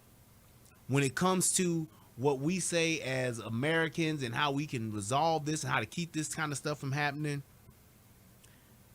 get all of our schools, because this thing about trying to get guns should not be the discussion. It should be how to get our schools safe, how to get our babies safe today. And one of the best things that I can suggest, and I've said this before, maybe once or twice or 3 times a lady, we need to get our schools secured to the point to where they are pretty much identical to federal buildings and courthouses. When you go to a courthouse, or when you go to a federal building, there's one way in, and that main entrance has a metal detector where you got to take off your belt and all that shit, and they also have an officer there. whether it's a county law enforcement, city law enforcement, federal law enforcement, whatever the case may be. Do I think we need to go out and spend a bunch of money to establish a federal school resource teachers? I don't think so. But I think that the federal government can partner with the states for them to establish their own. I do think that. I don't want to expand my federal government and create a whole nother bureau of law enforcement when I could have my local sheriff, when I could have my chief of police, my superintendent do the same exact thing. And they report to that person as opposed to setting up district, regional, and all that kind of command. We don't need all that. That's too much government. That same resource officer or that same police officer that you put in a school can report to a sergeant or report to a captain or report to a sheriff just like any other law enforcement officer. When it comes to support for vehicle support, when it comes to having computers and all that kind of stuff, getting the MDCs and all that kind of stuff, you can have that come from the local law enforcement. And you can have, if the federal government, with all this money they sending overseas, they can send a portion of that to share the responsibility financially with local law enforcement. Because a town like Uvalde may not have, it might cost you, $100,000 to get this set up and, $75,000 in salary or something to get this position set up. So what I would do is partner with my federal government and say, look, we'll give you $100,000 and we'll pay the first 2 years of the salary to get it going. By the end, you need to get something done where we meet you halfway, and then by year 5, you paying it on your own or something. I don't know, but it can be worked out. It definitely can be worked out. You can have it to where the school system, federal government can step in and give money to get the school system, give contracts to give some contractors for these AV departments, for these alarm systems, to where you got monitors on the doors. So when that door did open, beep, beep, beep, northwest door open. Resource officer can see that. Cameras, so you can see the entrance. So you can see what's happening in the parking lot. So you can see what's happening on the side of the school. And I would hope that this school would have cameras. They may not have had it. They may not have been rich enough to have it. May not have enough money for it. But my thing would be, that's where the government can step in to help fund that kind of stuff. Getting the DVR server, the server for that to record and hold the data and all that kind of stuff. Getting the cameras, the initial purchase of the cameras. Now what the school can take on, or what the local government can take on, is the maintenance for that stuff every year, to make sure that their upgrades are coming every 4 or 5 years or whatever the case may be, to make sure that if a camera breaks, they got maintenance with this vendor that comes out and fixes that kind of stuff. But you can actually get that stuff resolved and get it set up to where it's jump started with those federal funds. Stop me if I'm lying. Please do. If what I'm saying ain't making sense, step up and say something. People that have been in school before, people that work at office buildings before, know that sometimes you unlock the door and you're not supposed to. And there was a graduation right before this happened, so I could assume that a janitor may have come and unlocked the door so they didn't have to keep putting a rock in the door. Now, the teacher didn't know that because she propped it open with a rock. Now, I don't know if it's that the locking mechanism wasn't engaged or she didn't shut the door enough to lock the door. Either way it go, perfect storm, he comes in here with the door unlocked. He was able to get in here, and he was able to get into a room where the door was not secured. Now, in the way this is supposed to go is that a shooter cannot get into the kids through here. Now, if he does get into here, he's not going to be able to get into any of the individual classrooms. It's impossible unless you have a key or breaching tools or explosive breach. Oh, I see. James just asked a good question. James said, I would like to know how trained was the gunman. Firing over 100 rounds of ammo is a lot of trigger pull and the recoil for a newbie. Here's the thing, James. The thing about an AR-15 rifle is that it is easy to shoot. Number one. Number two, if this gun had a suppressor or didn't have a suppressor, the fact of the matter is, if you shot the gun before, because I'm quite sure this wasn't his first time shooting it, if you shot in the AR-15 a few times, you get familiar with it. And you get used to that trigger pull. It's not that much of recoil to where it's going to hurt you to where you can't, shoot. Now, how accurate he was with that AR-15, I'm not sure. I would say that he's probably not very accurate, but when you are at essentially point blank range, you figure that classroom is maybe 20 by 20, maybe 20 by 40, something like that, maybe 30 by 40, and you just walking around, it's literally point and shoot. Or as some people would say, and just in no disrespect, it's like shooting fish in a barrel. Because this cowardly motherfucker was shooting kids. These kids don't know how to dodge bullets. These kids don't know how to get out of the way. They're terrified. The sound alone is terrified enough to make you get a deer in headlights. I ain't about to get into that, but I'm just saying that's just what it is. You're not going to get in these classrooms at all. Now, and let me just say this for people that may not understand this. So how would the firefighters get in here? They wouldn't. They'll just get the windows open and they'll get kids out the window. This is made to where if a fire breaks out in the school, somewhere in the location, it cannot breach these doors. It's not going to burn through these doors. Kids will be safe until they can safely exit the room through the windows. That's the way it's supposed to work. Firefighters are not going to go in here unless structure is collapsed and they can't get kids out of the windows. They're not going to. That's not true. And when I first heard this, I actually had to make a call and talk to one of my dear friends to get clarification on this, because that just didn't make sense to me.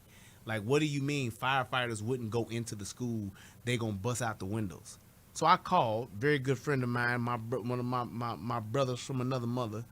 He is actually very high up in the Chicago Fire Department, like top 5 in command. I'll say that. I asked him specifically, when it comes to a fire in a school, what is the standard protocol for a tactical approach to get people out as far as breaking out windows or going in? And here's what he said. And you tell me which one makes most sense.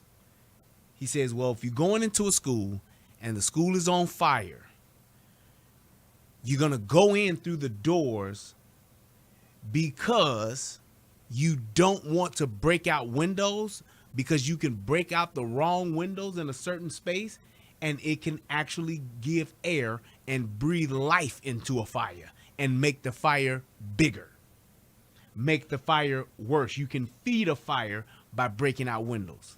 He says the first thing we're going to do is go and hit the hallways, and we're going to try to get people out through the stairways and through the hallways, because a school has a lot of fire-rated material in it, which means that school is, if a school is on fire, it's meant to, hey, for the fire to burn from one classroom to the next classroom, it could have, 45-minute or 2-hour fire-rated sheetrock where it take an hour to burn through to get to the other side. So it's not a thing to where they're going to go in and you get to a school, there's a fire there, you automatically start busting out windows. No. I said, so when do you bust out windows? He said, well, we bust out windows if we see that the fire is in a particular room and there are people there that can't get out. If we can't get them out through the door, if we can't get them out through the stairway, then hell yeah, we going to bust them windows out and we going to get them out through there. If they on a second floor, second story or something like that, we going to use the ladder, bust them windows out and get them out of there. That's what we're going to do. But our first mind is not to just go to a school and start breaking out windows to get kids out. We're not doing that. Unless the fire is in that room, that's where we may do it, because we don't have access from the hallway to get to the doors, or from a stairway to get those kids out or to get those people out. That's what we're going to do first. That's from, like I said, a guy who does this shit for a living. Now, shout out to me for having access to that kind of guy. But I just do. So, unfortunately, that's some more shit that's not correct.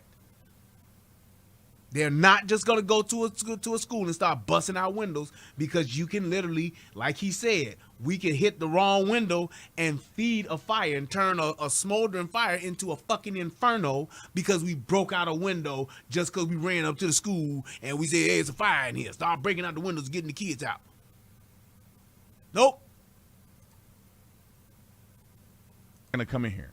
If in the rescue situation, right? If they're going to fight the fire, that's a different scenario.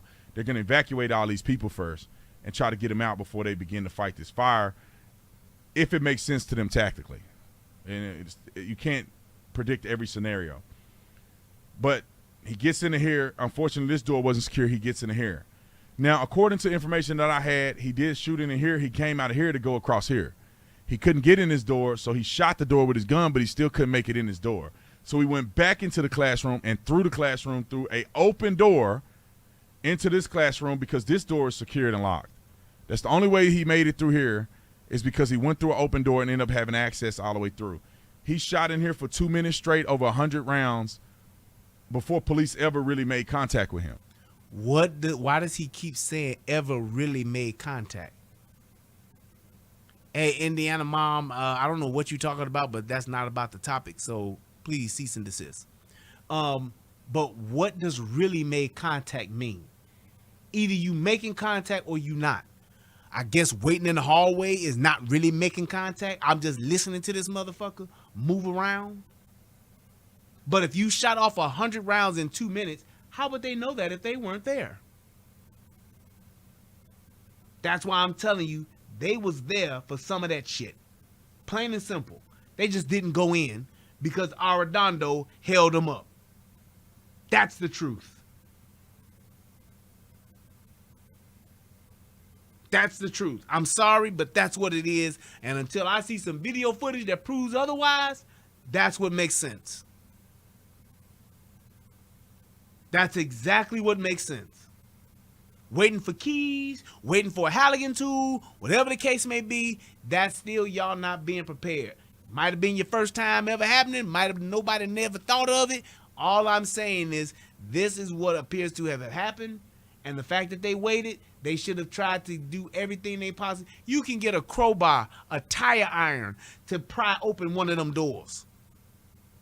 As you can see from this map, there are at least 2 doorways that you can get through. Now, let's step on the other side of this map. There are windows on this side.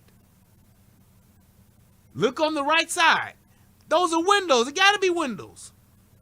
Why not approach from the windows and try to engage the fucking shooter? Especially if you're saying that he done shot everybody by the time y'all got there, then you would think, oh, well, if he's not shooting anymore, it's probably because he's ran out of bullets. I'm just saying, doing something besides waiting in the hallway. I wasn't there, but I would definitely say you ain't supposed to just sit down and wait and sit on your hands. I can definitely tell you that. According to the information that we have. And this is a perfect storm, because once he get in here and he locked these doors are made to be impenetrable through fire or breaching. You would have to be a professional to do that. So now he's trapped in his room with these kids, and this is the worst case scenario that they could have ever thought of. Arredondo and them are in this hallway. Arredondo comes from the bottom. A couple other officers come from the top, and they kind of square off in this hallway. No, they didn't square off. They waited. They laid up, held up, posted up in the hallway, not squared up. They laid up and waited in that hallway. And that's my point. If you're in that hallway, why not try to engage the shooter just for the simple fact of trying to keep the shooter from engaging whoever else is in there? Whether you hear shots or you don't. You know he's in there, that's where you should be trying to go.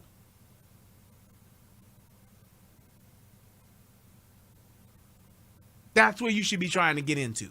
I don't want to be outside. I don't want to be listening from the other side of the wall. I want to be where you are. Oh. I just want to be where you are. Oh. That's all I'm thinking. I want to be where this motherfucker is. I want to be in that room. Fuck that. I want to shoot at him. I want to shoot him. Now, he's already in the room secured. According to Arredondo, he tried the doors and they couldn't get the doors open. They were both secured and locked. Now, that sounds bizarre to me, but they ended up receiving fire once they attempted to get these doors, to try to get to these doors.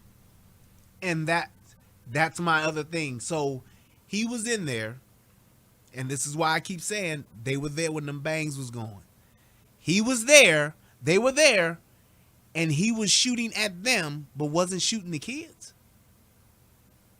He shot off over 100 rounds, and he was shooting at them, but he wasn't shooting no kids at that point. That don't add up. It doesn't add up. Them niggas was there for some of them bangs, I'm telling y'all.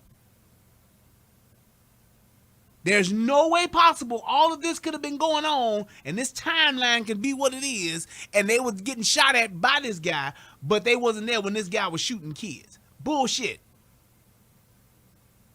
That's bullshit. Miss America said, I have a hard time believing that if you and me and others here were there and were armed, fuck yeah, we would have stormed that kid. I don't give a fuck. Here's the thing. I believe that that people would have stormed it, and I believe a lot of people would have died because that dude had some firepower. But my point would be, I would rather engage this guy in some shape, form, or fashion to distract him or to keep his attention to where he's not shooting kids than to hold up and let him do his thing until we got the right key. Makes no sense.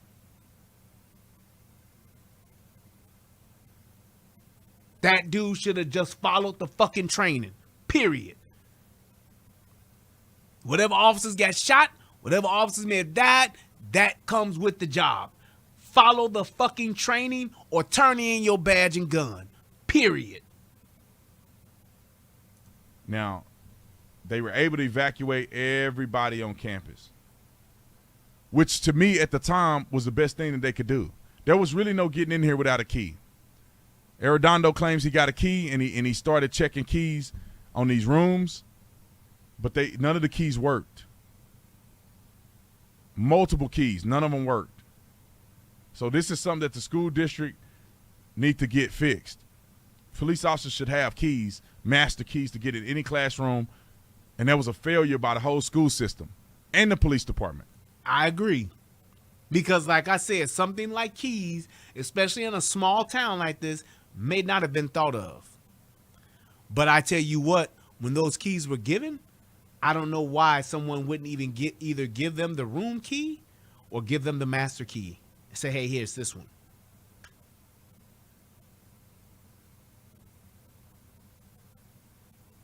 I'm just saying, I know what a master key is. After you tried the first one or the second one on the other room, say, damn it, where's the master key? Which key is the master key? The building ain't that big. We talking 1, 2, 3, 4, 5, 6, 7, 8, 9, 10, 11, 12, 13, 14, 15, 16. Possibly 16 room keys. I get it. 40 minutes to get in? I don't get it. Again, not just the cops. The school probably didn't want to give the cops keys. Anyway, they rescued all these people. The SWAT team came up, I think, from this angle. They end up coming in here like this, breaching this door and shooting a guy in here and here. I can't remember. I think they breached this one and shot him in here. According to one of the witnesses at the scene, said the kids were pulverized and decapitated. That's what 5.56 will do to kids, shooting them. Before cops can ever make it there, they will be pulverized by AR-15 rounds. And that's a very sad day, and I know a lot of parents were upset about that. One of the Uvalde ISD officers' kid died in this situation. Yep.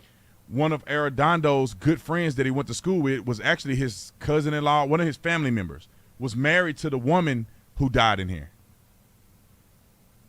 This was personal. Yep. And I agree with that.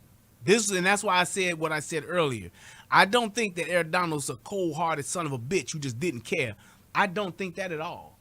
I do believe that this was somebody who maybe didn't take their training seriously enough to follow it to the letter, or like any other human being this could potentially happen to, got scared. Because you didn't train or you didn't take the training seriously, it didn't kick in, and you literally were scared. And you froze and didn't know what to do. Saying that you didn't want anybody else to get shot, I understand that, but you can't do that in this situation. This is a, hey, when the going get tough, the tough get going situation. We ain't got time to sit back. We ain't got time to hang back, hold up, wait a minute, let me get some. Nope. You gotta go. And that's why they have the training set up the way that they do. I'm just saying. They were simply, Estevez says, Uvalde PD was simply not prepared for this. They had to wait for BORTAC operators to break in. Sadly so. Here's my thing. They just had active shooter training. And that's what I'm saying. With the exception of none of these guys ever having any active shooter training, I get it. If any of them have had active shooter training, they should have been the one in charge. They should have been calling the shots, and they should have went in there. That's it. Sorry. I'm sorry. That's just what it is. But for people to come out and say these were cowards and they did nothing, you owe them an apology. They got death threats. Arredondo been getting death threats, and people didn't even know the scenario that actually happened. This is what happens when the worst case scenario happens and there's no way to plan for it. These teachers are not expecting for a shooter to be able to breach these doors. They are expecting to shield their students until police arrive and find that guy and kill him. They're not expected for these doors to be breached. This teacher right here. So if the teachers are expecting for the police to breach those doors and to come in there and kill them, what would you think that the police should be thinking? Maybe they should be thinking, we gonna breach these doors, go in there and kill them. I'm telling y'all, that training is not complex. It is not rocket science. It is simply eliminate the threat tactics. All we're trying to do is eliminate the person that is doing the shooting. Here who bashed the police officers, which I thought it wasn't a good idea for him to do that because he made a lot of mistakes himself. He probably wasn't prepared for the guy to come through the bathroom. Yep. He figured if he couldn't get through the door, they're safe and secured. Yep. He wasn't prepared for him to come through this adjoining bathroom. And that's what a teacher would think. Cannot train for this stuff, ladies and gentlemen. It's unfortunate. Bad things happen in life. Yes. You don't always have to point the finger at somebody to blame them. Bad things happen. We don't know why they happen. We don't know why this door wasn't secured. Yep. We don't know why this door wasn't secured. We don't know how he was able to escape being captured because he hid behind a car here. Yep. We don't know why a police officer wasn't here. And I get that. Could the police officer admit, could he have ducked down and hid? I get it. But my point is, once you're in and the shooting begins, there is specific training on how you address that shooter. KFX says, I think if Uvalde teaches us anything, is that we can't wait for cops anymore. We need to defend ourselves. And I must say, I cannot disagree with you at all, KFX. I absolutely agree. I absolutely agree. Because out of, 3 adults that got killed in this? Out of those 2 or 3 adults that got killed with this, if one of them had a gun, maybe, just maybe, we would not have had as many lives lost as we did. There's a lot of things that happen that we don't know and we cannot plan for. Yep. It's okay to criticize law enforcement. It's okay to make an assumption, or not make an assumption, but make an adjustment and say this is what we need to do to improve on. But to go and say that police are cowards and they all deserve to go to hell and all this other stuff, you're just wrong. There's going to be a lot learned from this situation around the country, just like in Columbine. It's going to be a lot to learn. These small towns who are expecting a multi-agency response are going to have. And here's my thing. That in itself, he's saying that a small town is expecting a multi-agency response. yes, you would, as a small town, expect a multi-agency response for certain situations. But for an active shooter, there is no waiting for a multi-department response. There's no waiting for that. You got a bank robbery going on. You got a missing kid going on. I get it. You got a shootout in Times Square going on. I totally understand that. Active shooter in a school, there is no waiting. I'm sorry.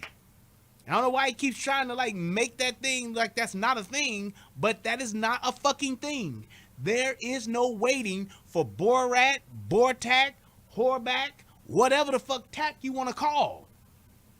You can call every fucking tack in the goddamn country. You still don't wait. Have to have a contingency plan. Let me give you just an example, and most of you guys don't even watch it anymore because most people watch half of the video. But when I was in Tucson, Gabby Giffords was shot by a terrorist, a domestic terrorist. He came out and he shot and killed. He tried to kill. He killed multiple people there, and she ended up surviving. But we had Marana PD, Oro Valley PD, Tucson PD, Pima County Sheriff. We had a bunch of agencies coming together, and we couldn't communicate with each other because we're all on different frequencies. Yep. And we all use different 10 codes. He's right. So one department is saying I'm 1023. The other department don't know what 1023 mean. Yep. He's Somebody right. say I got one 1015. I got one 107. Other agencies don't even know what that means. So we couldn't even communicate, even once we got on the same line. Yep. So what we did was we ended up going to digital radios. We had the analog radio. We went to digital radios. Mm-hmm. And then in the case of an emergency, they have the capability at the communications to patch all the agencies into one channel. And all agencies are instructed that we have common talk. Yes. That's true. And using common talk, plain talk, whatever you want to call it, you use that whenever there is a situation that's going on like this because you don't know who may be responding. I totally get that. Totally understand that. Because and even in a lot of situations, what some departments do, they share dispatch. So like where I was in Michigan, I forgot the other small town that was there. Was that crap? I can't think of it. But in that small town in Michigan, there if the other central dispatch in the smaller town ever went out, it rolled over to ours. I can't think of the name of that small ass town. God damn, they had their own central dispatch, but if something happened, then it would roll over. I think it was at Berrien County. I think it's Berrien County. It's Berrien County, Allegan County. There's another county. I can't think of what it was. God damn it. But they would fail safe over because Allegan County had the best and the most sophisticated central dispatch. That's just what it was. So because they had the latest in technology, they had the best central dispatch, they were kind of like the main central dispatch. And if something was to happen where that particular place, Berrien County, lost power or something like that, or something went down, their system went down, automatically it would fail over to Allegan. So what they would do, and my thing would be then too, they kept everybody on the same one at that point. So if for some reason they did come over to Allegan, they would be on this. They would automatically get switched over to Allegan. So you had that relationship with those neighboring towns and those neighboring law enforcement agencies, so that if something like this happened, you can have that response, and everybody's on the same channel talking the same language essentially. So having those codes and shit universal like that, yes, that's true. That's correct. They should all do that. If you know, hey, if something happened here over in this town, we gonna respond. Y'all need to be on the same shit when it comes to actual communication and who's gonna run it, who's gonna be the ones in charge, who does everything roll over to, what channel do we go over to. That's what you should know how to do. That should already be established. That comes with training, constantly training. Plain language, common talk. That means we don't do 10 codes, we don't do nothing. Yep. We try to talk normal and say, I'm here, come south. I have one arrested, black male, We don't do any of the 10 codes or police shorthand. That's something Gabby Gilfords had to get shot in a major city like Tucson for that to be implemented. And I'm sure it became implemented all over the state of Arizona and all over the country, just like Columbine, just like Parkland, and just like Uvalde. There is going to be active shooter training. We never had active shooter training where we had multiple agencies respond. That's not in the training, and not the one I've been through. Well, for me, the one I've been to, we did. Shout out to Allegan County. We did. We had Van Buren County. That was one of the other ones. We had local. We had someone from each one of those departments. We had people from each one of those to come to our training, and they rotated the training around at the different schools and stuff like that. But they had it like that specifically for that reason, because those neighboring counties could essentially be closer. Neighboring city could potentially be closer to respond. So why not all get together so we'll all know what to do and what we're doing and how to do it? Just saying. And that was back in what, 2015, 2016, something like that? Yeah. Just saying. We all had it, and we all trained together. City, county, all trained together. Because they had their shit together. Just saying. It's not in the training. They do not train you when federal agencies show up to the scene, when local agencies show up to the state, county, when all of these agencies are showing up to the scene from multiple places around Texas. It's not in the active shooter training to tell you what to do. The incident command is there, but what happens when you can't get on the radio? What happens if the incident commander is the first on scene and he's active in a gunfight? Then everyone else should be in the gunfight. I don't get it, man. What the hell? Everyone else should be in the gunfight. That's what should happen. I'm sorry. That's how it should go. Who's going to take incident command? Somebody else has to pipe up and take incident command. It would not have been strange for one of these major. You would let the whatever officers on the perimeter takes incident command.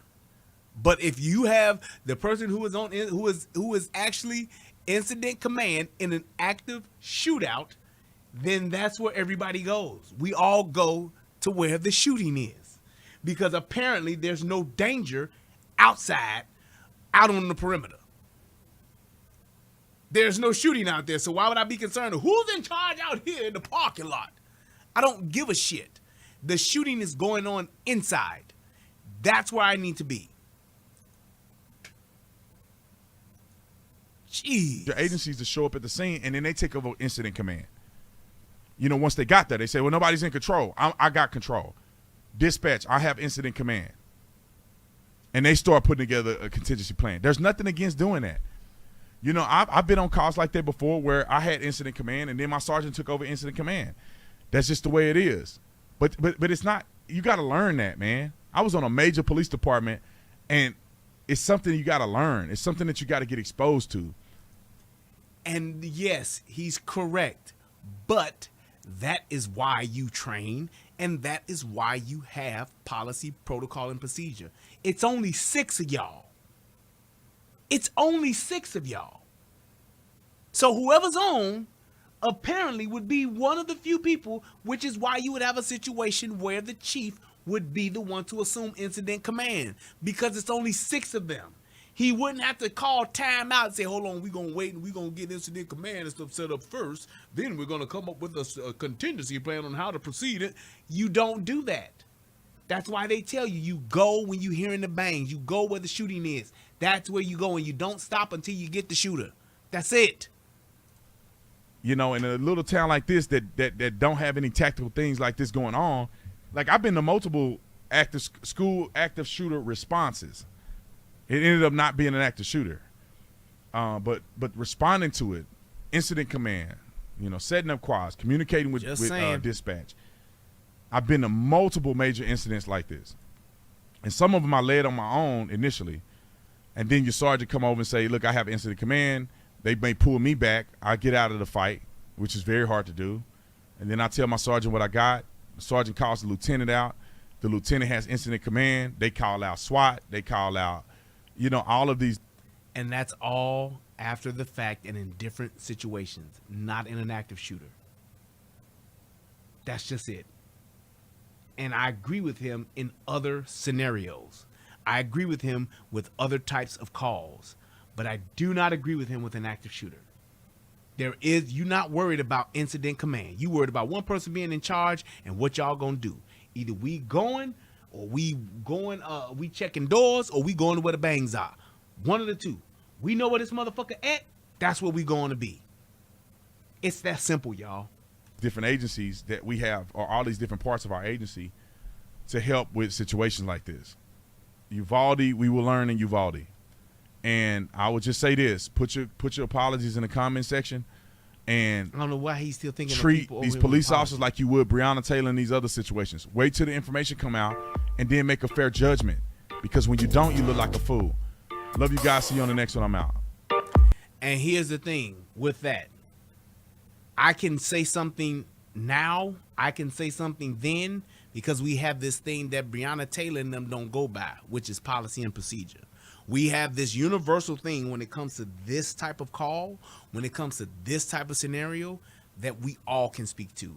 And you all have seen in the other shows that I've done about this, you've heard me say exactly what that policy or what that procedure or what that protocol is, and then you've seen someone else who I don't know but is a police officer or is in law enforcement say the exact same thing.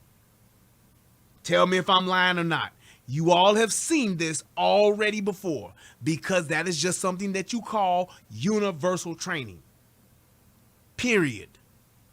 That's why you don't have to wait to get all of the information and all the stuff in these types of situations, because we all know as law enforcement officers what the procedure is, what the policy is, and what the protocol is, and how you follow it, and what you're supposed to do in these situations. So it's not like Breonna Taylor to where she's shooting at the goddamn police and she got her ass shot. She should have. But I'm just saying there's no protocol for that. There's no policy or procedure that's been taught around the departments about that. That police officer that just shot randomly inside that fucking house of Breonna Taylor's, that was some dumb shit. And he got in trouble because he didn't follow policy and procedure or protocol. He just was shooting blindly like he was in a fucking movie, and he got in trouble for it. Plain and simple. I want to say the guy lost his damn job for the shit. Might have went to jail. But like I said, I'll say this and wrap it up. These guys' actions were cowardly. I don't know them, so I ain't gonna call them cowards. I don't know them because I ain't never seen them, and they could all be some fucking heroes in other situations or on other occasions. But the call that they made to stand down here was an untrained, cowardly move. That's all I'm saying. That's what I'm standing on. Because, and unless, with the exception of them not ever having active shooter training. And I find that very hard to believe. Very hard to believe. Very hard to believe. Just saying. Jefferson Alive says, I'm a manager in retail. We even have a contingency plan for an active shooter. Run, hide, fight. Waiting is not a part of the plan. Well, actually, hide is a part of waiting. So you run, you hide, and then the last thing you do is fight. You barricade yourself in, or if you can get out the building, you get out. And if not, then you hide and try to make yourself somewhere where you can lock yourself or barricade yourself in. If you cannot barricade, then you are to fight. Just saying. So with that being said, I want to thank everybody for tuning into the show. And I would say this, of course, what I do and the way that I do things and the position that I'm coming from, I'm just coming from a perspective of just saying, hey, I disagree with what Brandon Tatum is saying. I understand that he's trying to support our law enforcement officers. I do believe that in today's world, in today's time, they do need our support more now than ever. However, you can't support bad behavior. Like I say, when you're dealing with kids, you can't reward bad behavior. And my thing is what these officers did and what other officers have clearly pointed out, they just did the wrong thing. And yes, it's tragic. Yes, it's terrible. And yes, people died, and in some instances, some people died unnecessarily. It's all the fucking active shooter's fault at the end of the day. That little punk ass cowardly fucking kid is the reason why all this shit happened. He's to blame for all this shit. However, officers, law enforcement officers, you should be expected to at all times follow your training, follow your tactical protocol, because when you don't, things like this can be worse than what they have to be. That's all I'm saying. So, just one of those few times that I disagree with B. Tatum. Shout out to B. Tatum. Do your thing, man. I see you growing your channel. You're doing big things. Hey, salute to you, brother.